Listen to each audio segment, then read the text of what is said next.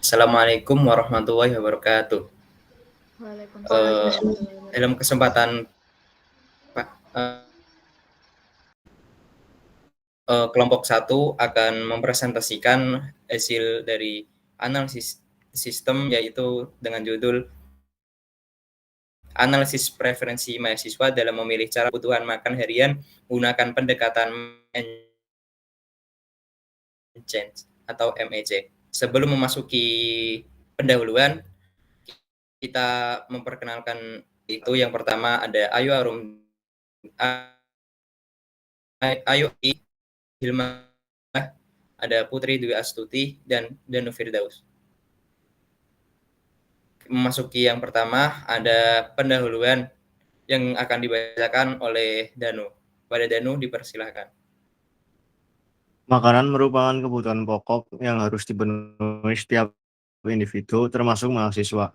Dalam kehidupan kampus, mahasiswa dituntut untuk mulai hidup mandiri, termasuk dalam hal mengatur pola makan dan memilih cara oleh Mens and Chain adalah teori yang menjelaskan bagaimana pengetahuan konsumen terhadap suatu produk, konsekuensi atau manfaat dari penggunaannya, serta personal value yang terhubung pada suatu struktur pola atribut atau atribut manfaat, consequence, value. Saya kembalikan ke moderator. Oke, terima kasih kepada Danu. Selanjutnya ada metodologi yang dibacakan oleh Hilman. Dipersilakan. Baik, terima kasih atas kesempatannya. Untuk metodologi yang ada pada penelitian kami, yang pertama yaitu ada pengambilan sampel. Pemilihan sampel dilakukan dengan metode wawancara dengan responden untuk mengetahui keterkaitan antara atribut, konsekuensi, dan nilai akhir dari topik yang kita angkat. Tata sampel pada yang kedua yaitu layering, teknik wawancara dengan mencari atribut yang terdapat pada produk dengan memberi pertanyaan kepada responden dengan menggunakan teknik prediction sorting, yaitu membandingkan dua atau lebih hal dan bertanya kepada responden untuk memilih pilihan dalam pertanyaan yang diberikan. Hal tersebut berkaitan dengan cara memenuhi kebutuhan harian makan responden. Pertanyaan diawali dengan, dalam memenuhi kebutuhan makan harian, apakah kamu lebih sering masak, beli langsung ke warung, atau pesan lewat aplikasi? Kemudian, atribut atau jawaban yang muncul dikemas dengan pertanyaan basicnya sampai responden tidak dapat menjawab lagi.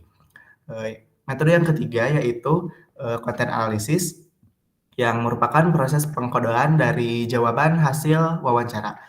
Yang keempat yaitu implikasi matriks, pembuatan matriks implikasi yang telah dipadukan, lalu dilanjutkan dengan perhitungan AR atau atribut rasio dan CI atau centrality index.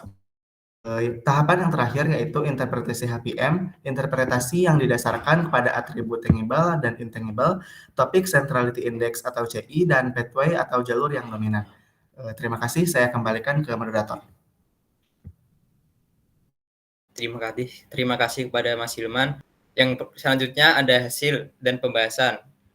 Ada hasil ada 4, yaitu layering, coding, subcoding, dan implikasi matriks.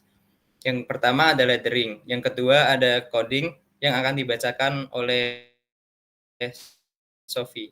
Kepada Sofi.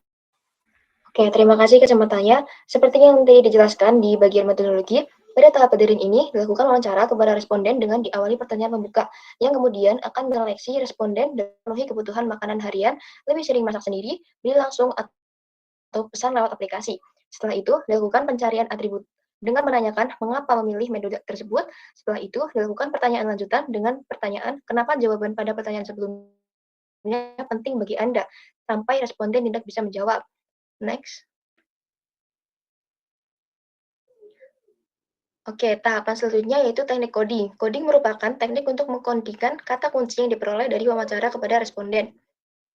Pada coding ini dibagi menjadi 3 kolom, yaitu atribut, means, konsekuensi, dan juga nilai. Pada yang pertama, masak sendiri didapatkan dari responden 1 dan responden 6, di mana konsekuensi yang didapatkan yaitu hemat uang, sesuai porsi, bisa berkreasi, cocok dengan selera, senang, dan puas. Sedangkan untuk nilainya sendiri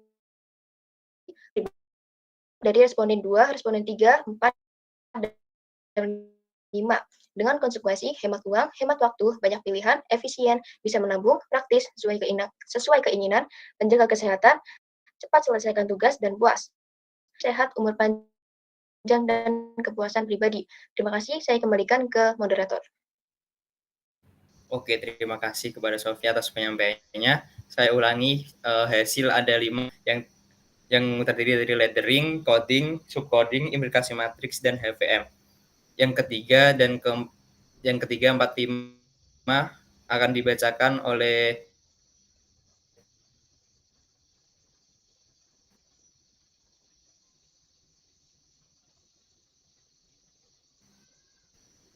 Putri. Kepada Putri dipersilakan.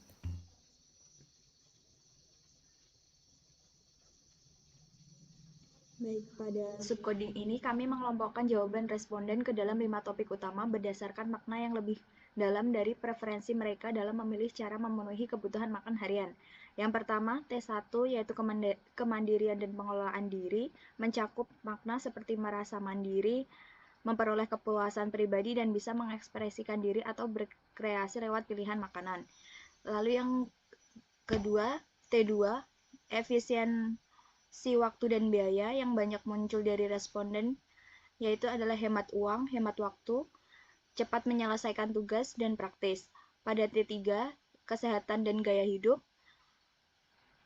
di mana responden menekankan pentingnya menjaga kesehatan, menjadi lebih sehat, dan memperpanjang umur melalui kebiasaan makan yang mereka pilih. Berikutnya T4, kepastian dan kontrol, mengandung aspek seperti porsi yang sesuai, makan yang cocok dengan selera, banyaknya pilihan, dan makanan yang bisa disesuaikan dengan keinginan sehingga memberikan rasa puas. Dan yang terakhir T5, yaitu emosi positif.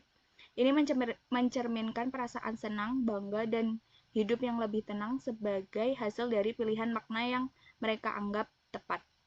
Next.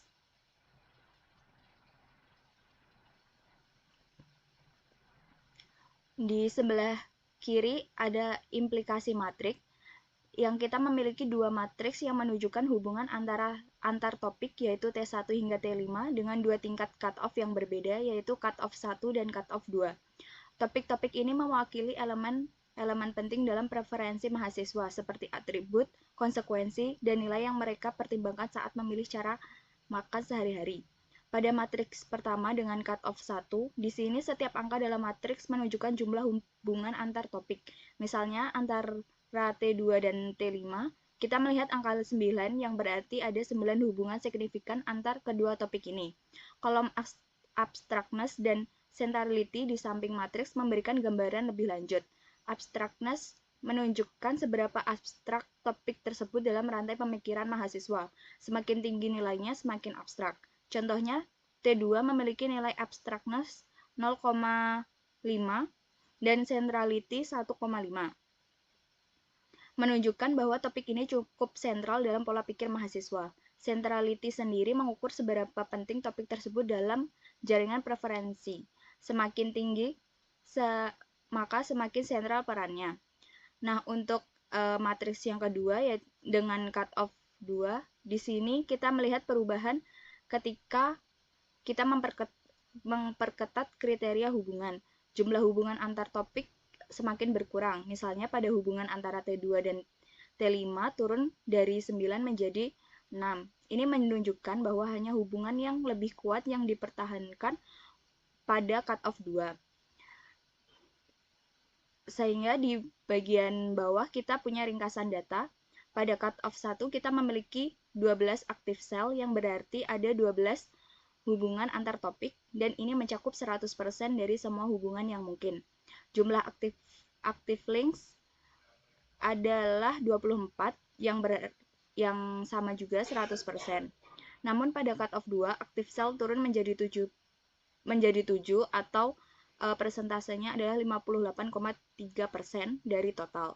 Dan active links menjadi 19 atau presentasenya yaitu 79,17%. Ini menunjukkan bahwa dengan cut-off yang lebih tinggi, kita lebih fokus pada hubungan yang benar-benar kuat dan relevan. Pada sebelah kanan adalah interpretasi HVM. Di situ kita bisa lihat diagram HVM yang menggambarkan hubungan antara atribut, konsekuensi, dan nilai yang menjadi preferensi mahasiswa. Sumbu vertikal menunjukkan tingkat abstraksi, mulai dari nilai konkret di bawah hingga nilai abstrak di atas. Sementara itu, garis penghubung menunjukkan frekuensi hubungan antar elemen, di mana garis tebal berarti frekuensi 4 atau lebih, dan garis tipis menunjukkan frekuensi 1 hingga 3. Warna pada elemen menunjukkan tingkat sentralitas, dengan hijau tua berarti sentralitas lebih dari 0,5, dan coklat muda di antara 1 sampai 0,5, dan warna kuning cerah menunjukkan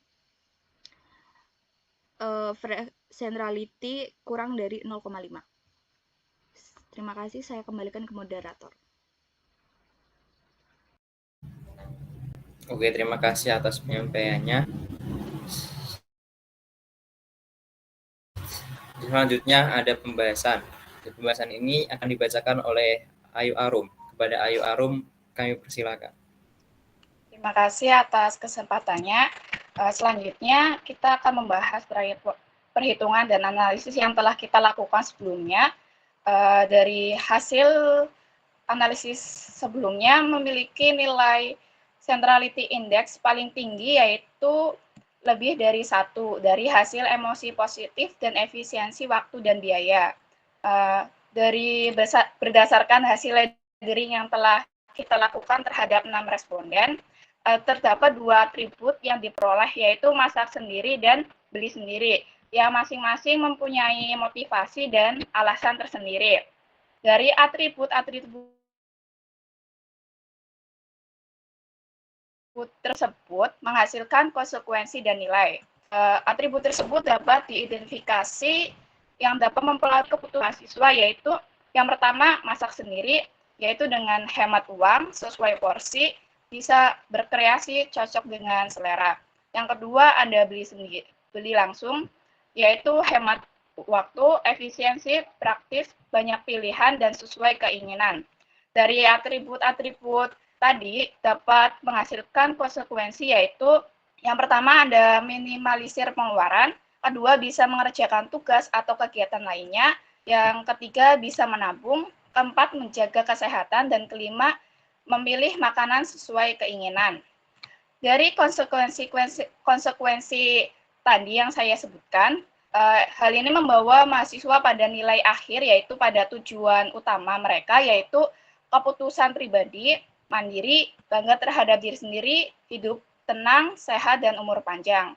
Terus, berdasarkan visualisasi yang telah disebutkan tadi, secara jelas menunjukkan bahwa tujuan akhir dari mahasiswa perantauan dalam memilih metode pemenuhan kebutuhan makan adalah mencapai emosi positif seperti rasa puas, tenang, dan bangga. Jalur dominan menuju nilai tersebut adalah melalui efisiensi waktu dan biaya, diikuti oleh aspek kesehatan dan kemandirian.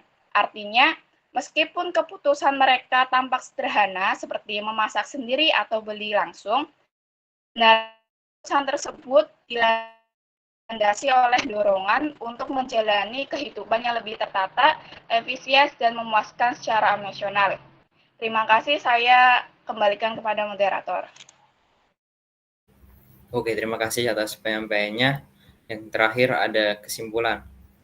Kesimpulan dari PowerPoint yang dipresentasikan, yaitu penelitian ini menggunakan pendekatan MEC untuk mengidentifikasi preferensi dan motivasi mahasiswa dari cara memilih kebutuhan makan harian dengan teknik layering sebagai alat utama penggalian data. Dari hasil wawancara terhadap 6 responden ditemukan 2 pilihan dalam pemenuhan kebutuhan makan, yaitu masak sendiri dan membeli langsung.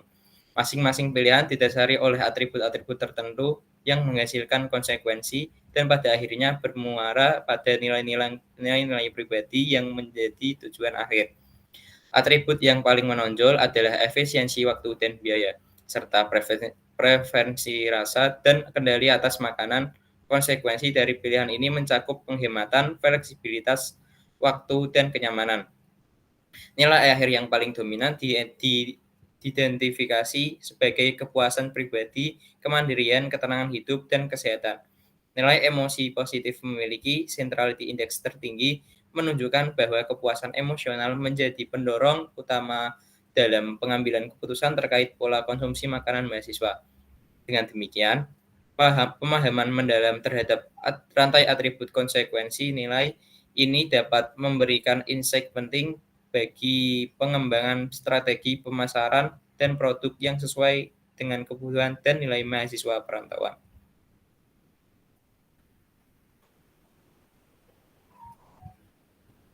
Berikut adalah daftar pustaka yang kami gunakan.